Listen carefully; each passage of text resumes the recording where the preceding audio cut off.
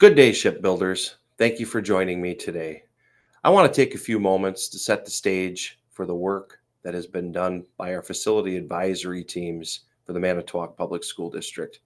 As you know, we had a staff team and a community team come together to create recommendations for the Board of Education on the future of our district. Before we dive into the specifics of those recommendations, I think it's important to reflect on why we've undertaken this effort and why it matters to our students, staff, and community. Instead of doing a presentation at each school, I wanted everyone to hear the same message. Therefore, I decided to do this presentation via recording instead of live. Over the past several years, our district has experienced declining enrollment, a trend that's been seen by 73% of districts in the state of Wisconsin. While this presents a challenge, it also provides us with an opportunity for us to be intentional about how we use our resources and ensure we're operating as efficiently as possible. We currently have excess capacity in some of our schools, and this has implications not only on operational costs, but the overall learning environment we provide our students. Our goal is to right-size our district, not just in terms of facilities, but in ways that directly support our strategic vision. This means creating optimal class sizes that support effective teaching and learning, supporting meaningful collaboration time, while continuing to provide outstanding programming that our students and families have grown accustomed to. By aligning our facilities with enrollment and instructional goals, we'll be setting the stage to put ourselves in the best position to focus our resources on student learning and staff excellence. The work of the facility advisory teams has been thoughtful, data-driven, and deeply rooted in our commitment to doing what is best for our students. Today, I'll walk you through the process that we followed, the recommendations that we've developed, and what you can expect over the next several months ahead. Ultimately, this is about creating learning environments that support every student every day while ensuring that our district is efficient, sustainable, and positioned to thrive for years to come. Our committees met with these objectives in mind. We wanted to study our district enrollment trends. We wanted to build an effective plan to address our aging buildings. And we also wanted to take a look at our learning environments, both our existing learning environments and the environments that others are creating around the state and country in the 21st century. This committee is charged with developing long-term visions for the future of our district to be presented to our school board for consideration. I also want to mention that these slides will be shared with you at the end of the day or during this week. And you will also get a form sent out by me to the entire district where you can submit your questions because I think it's important that we begin to communicate out clarity around the questions that people have. Our team has been focused on planning for this well beyond the next couple of weeks into the next several months. We started as a group by finding out who's in the room.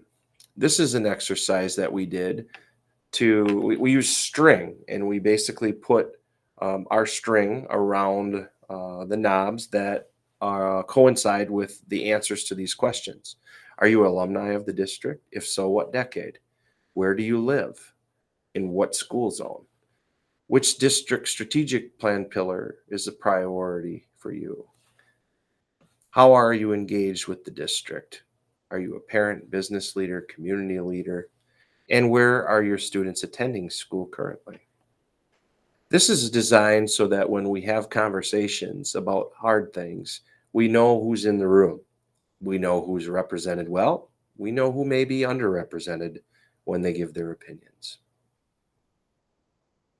Our topics include many things, but this is much about getting input for the future as much as learning about our present. And so during the first couple of months, February through April, a problem well put is half solved. So we looked at educating our committee members on our district. This includes enrollment data, including trends, what we predict for the future, financial conditions of the district, and a facilities overview. May through August, we moved our attention to a build your own district exercise, which I'll show you in this presentation. September and October, really working on our recommendation development. Our team finished up with our recommendations with a joint meeting of the two teams on September 11th. And we prioritized having this recommendation to the board yet in October, which we'll deliver October 22nd to the Board of Education. Finally, in November, the final recommendations from our team will be provided. The detail necessary behind these general recommendations will be given by our team to the Board of Education in a special meeting the Tuesday before Thanksgiving. I think this is a really key thing to look at. It's one of the very first exercises that we did as a team. What you're looking at here is a summary of our existing conditions. What are our strengths, our challenges, and our visions? And so what you'll see here is, I'll just go over, these were done in small groups, and collectively the groups reported out what they had said under these particular categories. The numbers or the tally marks you see indicate the number of times those were mentioned, and they are in order of how many times they were mentioned. So the top things have been mentioned more than the bottom things. So just taking a look at the top three in each one, our strengths are our quality staff, having arts, band, orchestra, and co-curricular opportunities for our kids, academics and college credits, and also RY and Rising Phoenix programs. Our challenges are facilities and aging buildings, keeping qualified staff and recruitment, an aging community, declining enrollment. Our visions in both groups, number one was state-of-the-art facilities. Two is creating a destination district and being a pillar for education in our region. Strong community support and successful athletics and facilities. These are our visions, and the question was derived around, what does a thriving district look like? And our committee makeup answered with these priorities in mind as we move through this process. You're familiar with the facilities audit that we completed. We made the committees familiar with that as well. In terms of enrollment, if you take a look at this chart will represent where we've been recently and as well where we're projected to go. So this particular line graph shows that in 2017, 2018, we had about 5,000 students. Last year, we had 4,427. And just to give you an idea where we're at year by year right now, this year, after our third Friday count, we're at 4,344 students.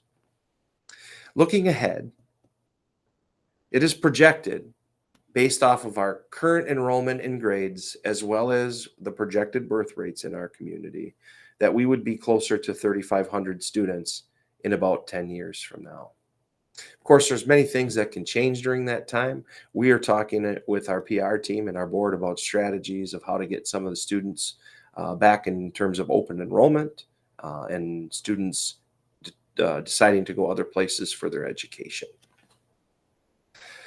We also looked at each grade and each building in terms of their enrollment. We made sure that everybody understood where we've been recently and where we are in terms of our district, as well as what does the size of our incoming classes look like in comparison to our outgoing classes, which of course, last year's class of 2025 and this year's class of 2026 are our largest by number of enrollment classes in our district. So when we lose those high numbers and we replace them with lower numbers, it makes that gap and the decline happen a little bit quicker during those years. Once we get through these higher years that we have, things will slow down slightly, we project.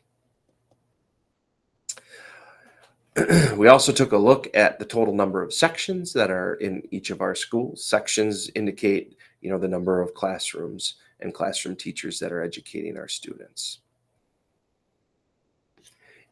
We then took a look at our district in terms of a snapshot.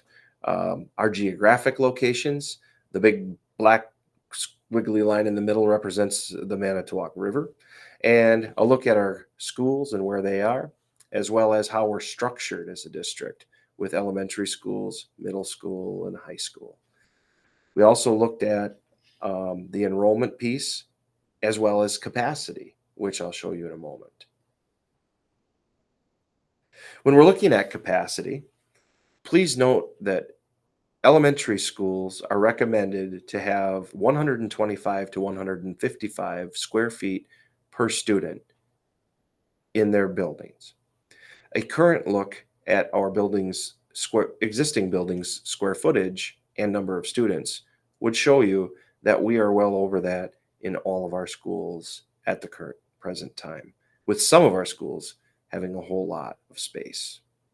At the middle level, the recommendation is to keep it between 170 and 200, and at the high school between 200 and 320.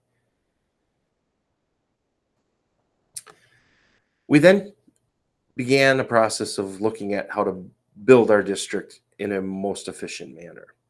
One of the ways we do that is to look at existing classrooms and the number of sections that we have so that we can begin to see how much space we have as a district. The visuals you see on the right are aerial shots of our schools with our overlay of our school classrooms. You'll see by looking at this that we've already taken account for rooms such as music, art, special education programming, and others. So these are the classrooms that we have available for teaching sections of students in grades. So as you can see, we have about 210 existing classrooms in our district, and in last year's school year, so not counting even lower numbers this year, we had about 133 vacants. Now you'll say that and go, well, we didn't have vacant rooms. Correct, because we're very good at using space. When I was the principal at Lincoln High School, we had just over 1,000 students, about 1,100, when I began my tenure there. With grade alignment, we went up to almost 1,500. What I'll tell you is when we had 1,100, we used all of our space, as educators typically do.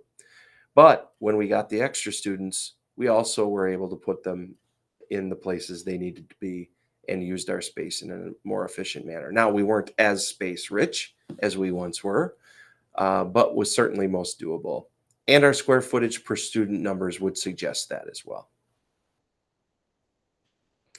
Then we took a look at what contemporary learning environments look like. Although we're not coming out of this process with recommendations of what to do about future construction or remodeling some of our buildings aesthetically, we wanted the committee to begin to look at this as well, because having great facilities that are state of the art ranks number one in their hearts and minds.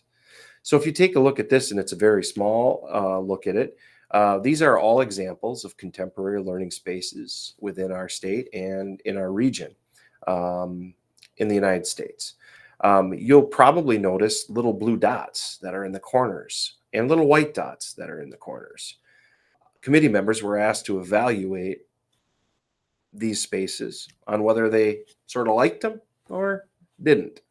The blue indicates spaces that they liked, and the white indicates spaces that they didn't like. So you can see there's some mixed feelings here on some of these, that there is a preponderance of blue on some of these and sometimes a preponderance of white dots. So with the Build Your Own District, we were looking at sort of a oversized big table. I guess you'd call it uh, game board because it felt like it. Because what we did was we used these cubes to represent each grade and each section of each grade. So if you look real closely to, for example, under Washington Middle School, you'll see that uh, these are sixes, sevens, and eights that represents the number of students or sections based off numbers that those buildings have. At an elementary school, you'll see very similarly. For example, above Washington is Franklin. They have four Ks, four ones, four twos, three threes, and so on. Once we got the lay of the land with this, our teams essentially were charged with making as many possible combinations or options that they could, attempting to be more efficient in the way we use our space. And you see action shots here of both the staff group and community group going through that exercise. When it all is said and done, our teams at both groups came up with 54 unique options, 14 different district structures, 10 different grade configurations, and the distinguishing factors that we boiled things down to for future decision making were district structure, grade configuration, and school enrollment size. Those are the things we really tried to hone in on from that point forward. And so we did. We then went through an exercise at the next meeting after we had all of those options, where we were really attempting to eliminate options we were not excited about at all and start focusing on the ones that were the most popular amongst our group. So having done that, we looked at several things. One, grade configurations. As you can see, those were all the different options of grade configurations that were suggested, 54 options that were created. Below you see, this is what our elementary enrollment size would look like given the number of elementary schools that we had in operation. We then looked at district structure, how many schools at each level, types of schools at each level, and we certainly had many of those options as you see here and continued here. We also looked at an early learning building and a childhood center, I guess you'd call it, like our 4K program, and where we would put that as well as the other programming that we have in our district, either via special education or alternative programming at the high school level. So we put all those things together. We had the teams then basically do some eliminating. And through this process, they came and Mr. Hacker came to these little blue areas. And these blue areas is where we were seeing the most suggestions. So for example, the blue area here indicates the most votes or the preponderance of feedback around the model in terms of the grade configuration. We then looked at what people were optimally believing the size of our elementary schools should be in terms of enrollment. And of course, when they're deciding the enrollment size of buildings, they're essentially making decisions on recommendations of how many we should be operating. So in their basic summary of what those teams came up with, and you'll see this written in recommendation form as we move forward with the presentation. We're really looking at a district structure of having 4 K through 4 elementary schools and a learning center, and an early learning center, I'm sorry. We're looking at an intermediate school that has grades 5, 6 at one of our middle buildings. And we're looking at another middle building, our second middle building, that houses 7th and 8th graders. I want to just share that one of the biggest reasons that this particular option made its way to the top is that amongst our community group and to some extent our staff group felt strong about the idea of ending the north side, south side divide in the city of Manitowoc. Looking at this from the lens of having our students come together in 5th grade instead of in high school in 9th grade. At the end of our work, the committee produced some generalized recommendations that they will provide the Board of Education. I will summarize those here with you. So the first piece of our work is summarizing our existing conditions. The Manitowoc Public School District has experienced declining enrollment and is projected to continue experiencing it. This has led to operational and educational inefficiencies and excess of building space across our district. The district's buildings are aging and facing failing infrastructure and outdated learning environments. Those are our existing conditions that we're attempting to solve for in our long-range planning. Coming out of this work, our recommendation statements were these. Consider comprehensive strategies to stabilize and grow student enrollment. Examples include early learning partnerships, workforce, and next generation housing advocacy in our area. The committee did point out and do some looking at the current proposals in our community for adding to housing, which there are several. Consider adjustments to our district structure to create equitable educational experiences for every student. Consider the operational and educational benefits of shifting grade configurations within the district. Consider school building consolidation to maximize operational and educational efficiencies while optimizing resources for student success and well-being. Consider physical capital improvements to all educational spaces, both interior and exterior, district-wide, to align with our current district curriculum delivery with contemporary learning, architectural design, and best practice. So this is one looking at the future of our buildings. Being specific about, a little more specific about what the district would look like, again, from the slide before, consider closing, idling, repurposing, or selling multiple elementary school buildings to maximize operational and educational efficiency within the remaining 4 elementary K-4 schools. Consolidation of students and staff in ideal configurations within the remaining 4 school buildings with balanced student enrollments. If you were to take this year's enrollment and divide it equally among the 4 schools, it would come out to 343 students per school. They also are recommending considering maintaining a dedicated educational center for our district's earliest learners.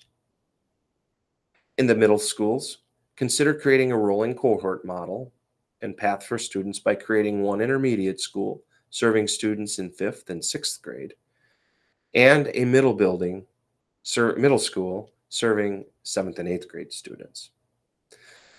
It is also suggesting that we consider utilization of our 2 existing middle school buildings in the short term, with a recommendation to study optimal long-term architectural solutions to those middle buildings. I want to point out with that last recommendation, the team basically decided that once the district becomes right-sized, we need to move very quickly into phase 2 of this process, which will be to look at architectural solutions, particularly in our secondary schools. One thing we want to remember about this process is in terms of the dollars that we need to fix up schools. The school buildings that will remain idle or be sold will contribute to further investments into our existing buildings, which will allow us to hopefully get to some contemporary learning space upgrades in them as well. The way we'll handle questions, as I mentioned before, is we're going to get a Google form out to you, and we'll start populating a frequently asked questions document, because I'm sure you'll have a ton.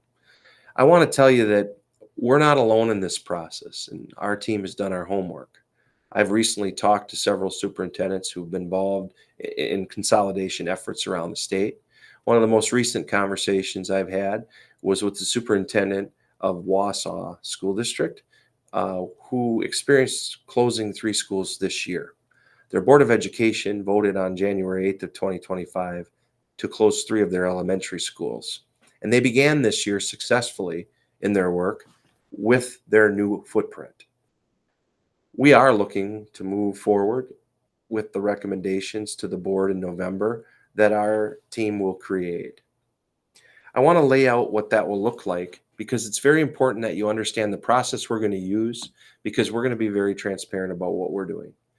After the meeting on the 22nd, the following week I'll hold a community meeting. That's TBD where and when at this point, but I am going to hold a community, essentially listening questions based off the recommendations. I'll do a presentation similar to this. In the month of November, our team is really going to be work on refining the details of these recommendations. Obviously, there are no schools named here.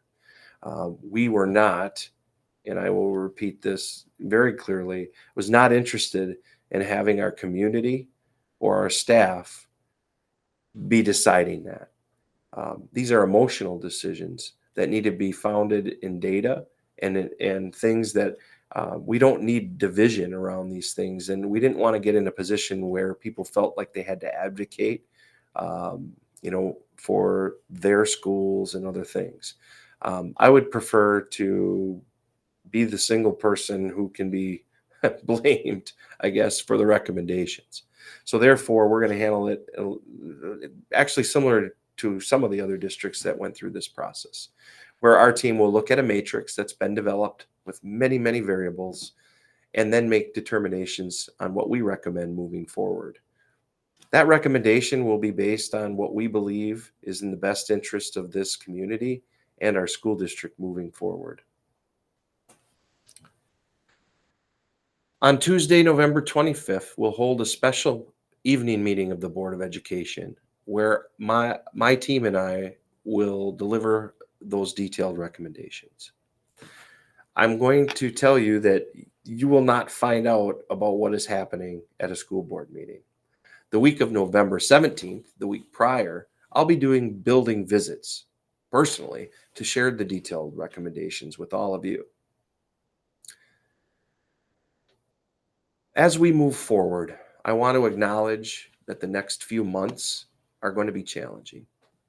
Anytime we're making significant changes like this, there will be questions, concerns, and even opposition. If this work were easy, it would have been tackled in the years prior to where we are today. It's a test of our culture and our ability to unite as ships. During these times, I urge you to remember the why behind the process and the outcomes that we're striving for. We want to continue being competitive with our salaries and wages, to maintain and expand the excellent programming we provide our students and community. We want to use our resources efficiently so we can invest in our buildings and to position our district for the future. Right sizing is just the first step in a long-term plan. It does not eliminate the reality that we still have aged buildings that need attention. As Theodore Roosevelt once said, do what you can with what you have where you are. I would add, our character and culture are truly defined by how we handle adversity. The coming months will showcase who we are and what we're about, and I am confident that we will rise to that challenge together, anchored in tradition, but united as ships. I ask each of you to approach this process with empathy, compassion, and a willingness to support those who need it most. By staying grounded in our values, working together, and keeping the focus on what's best for our kids, we will continue to build a Manitowoc as a district of excellence today, tomorrow, and for many, many years in the future. Thank you for your time today, and thank you more for the awesome, magical work that you do to impact students' lives every single day in the Manitowoc Public School District. I'm proud to be a shipbuilder, and I have a ton of ship's pride in what I'm seeing happening around this district every single day of every single week. So thank you for your commitment to that and to our vision and to our culture. We'll talk soon. Take care.